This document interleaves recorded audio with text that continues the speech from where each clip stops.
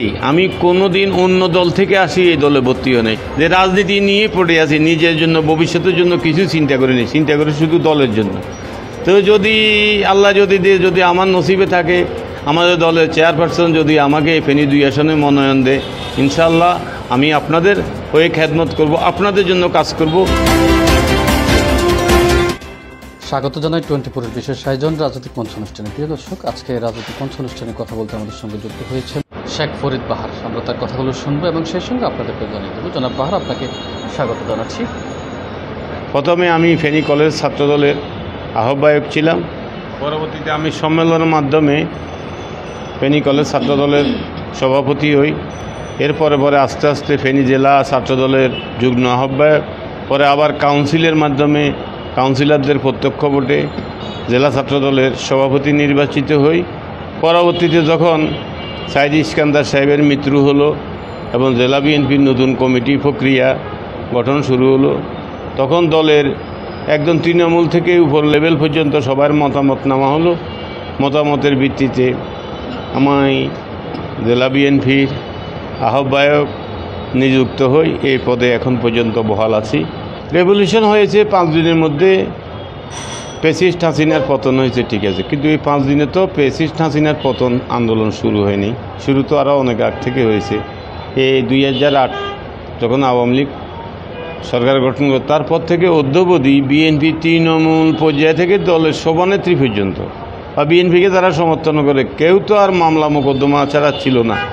এর অর্থ এনে কেউ হাঁস করে কি মামলা খেয়েছে, এ সরকারের রোষানলে পড়েছে আন্দোলন করতে গিয়ে, সরকারের বিরুদ্ধে কথা বলতে গিয়ে।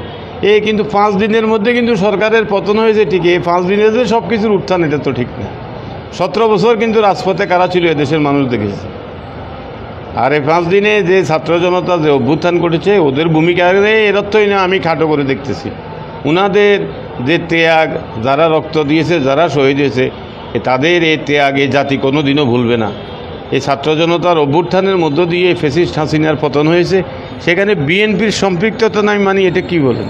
আমরা তো রাজপথে সক্রিয় ছিলাম। আসলে 2024 সালে যে স্বাধীনতা বলা হচ্ছে, আসলে স্বাধীনতার ন্যায্য দাবিদের কি আপনার মতে? ন্যায্য দাবিদার দেশের জনগণ। আমি দল নিয়ে টানাহেজটা করব না যে বিএনপি এককভাবে সব কিছু করে, তবে বিএনপি এককভাবেই এই সরকারের বিরুদ্ধে এই 17 বছর লড়াই করেছে রাজপথে। আর অন্যান্য রাজনৈতিক দলগুলো আপনারা দেখেন করে নেই এমন ঠিক না করার মতো করেছে আর কি, কোনো রকম করেছে, লোক দেখানো করেছে। যেমন আজকে যে হেফাজত তাদের যে ভূমিকাটা পালন করতেছে, এটা প্রশংসার দাবিদার। কিন্তু শাপলা চত্বরের ঘটনার পর হেফাজত কোথায় গিয়েছে? গর্তে ঢুকে গেছে, সরকারের পকেটে ঢুকে গেছে। এটা কি অস্বীকার করা যাবে? বাবু অন্যান্য রাজনৈতিক দল গাপটি মেরে একটা মিছিল করেছে, আবার চলে গেছে, কিন্তু আমাদেরটা ছিল চলমান। কখনো এই রোডে, কখনো ওই রোডে, কখনো ছোট, কখনো বড়, কখনো ছাত্রদল, কখনো যুবদল, কখনো বিএনপি, আমরা করেছি এইভাবে। আমাদেরটা কিন্তু থেমে নেই। আমাদের কত লোককে যে অপহরণ করা হয়েছে, কত লোককে পঙ্গু করা হয়েছে, কত লোককে মারা হয়েছে, হাজার হাজার নেতাকর্মী জেলখানা ভর্তি করে ফেলা হয়েছে।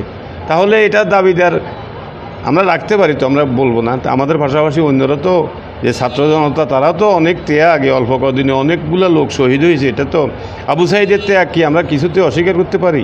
জনাব বাহার, আমি শুনবো, শোনার পর জানতে চাচ্ছি, আসলে আমরা এখানে মার্জরিপে দেখেছি আপনি বিএনপির মনোনয়ন চাইবেন। ত্রয়োদশ জাতীয় সংসদ নির্বাচনে আপনি একজন মনোনয়ন প্রত্যাশী ফেনী সদর আসন থেকে। সেটি আমরা ধারণা করছি একটি স্পেসিফিক টাইম শেষে ইন্টারিম গভর্নমেন্ট নির্বাচনের ব্যবস্থা করবেন। আসলে এই বিষয়টা আপনার অবস্থান ক্লিয়ার করবেন এবং দল আপনাকে মনোনয়ন দিবে, এই আপনি কতটুকু আশাবাদী?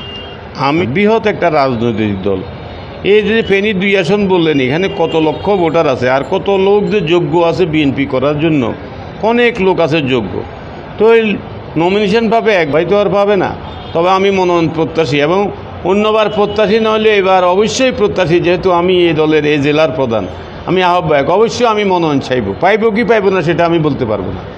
আর যদি কোনো কারণ না আমাকে না দেয়, অন্য কাউকে দিল, তো আমি দলের হয়ে কাজ করতে হবে। আমি তো দলের বিরুদ্ধে অবস্থান নিতে পারবো না, তাহলে তো আমি আর দল করি না, এটা আমার সাফ কথা। তবে লড়াই করে যাব মনোনয়ন পাওয়ার জন্য। এটা প্রিয় ফেনীবাসী, আমি আপনাদেরই সন্তান। আমার রাজনীতি শুরুতেই আমি কোনো দিন অন্য দল থেকে আসি এই দলে ভর্তি হই নাই। শুরুতেই বিএনপির যে শক্তি, যে ছাত্র শক্তি বিএনপির, যে ছাত্র শক্তি আজকে খালেদা জিয়াকে প্রধানমন্ত্রী বানিয়েছে, যে ছাত্র শক্তি আজকে খালেদা জিয়াকে দেশ নেত্রী বানিয়েছে, যে ছাত্ররা বেগম খালেদা জিয়াকে বাংলার কোরাজন বানিয়েছে, সেই জাতীয়তাবাদী ছাত্রদল থেকে আমি শুরু আজ পর্যন্ত অদ্যবধি যে রাজনীতি নিয়ে পড়ে আছি, নিজের জন্য ভবিষ্যতের জন্য কিছু চিন্তা করিনি, চিন্তা করি শুধু দলের জন্য।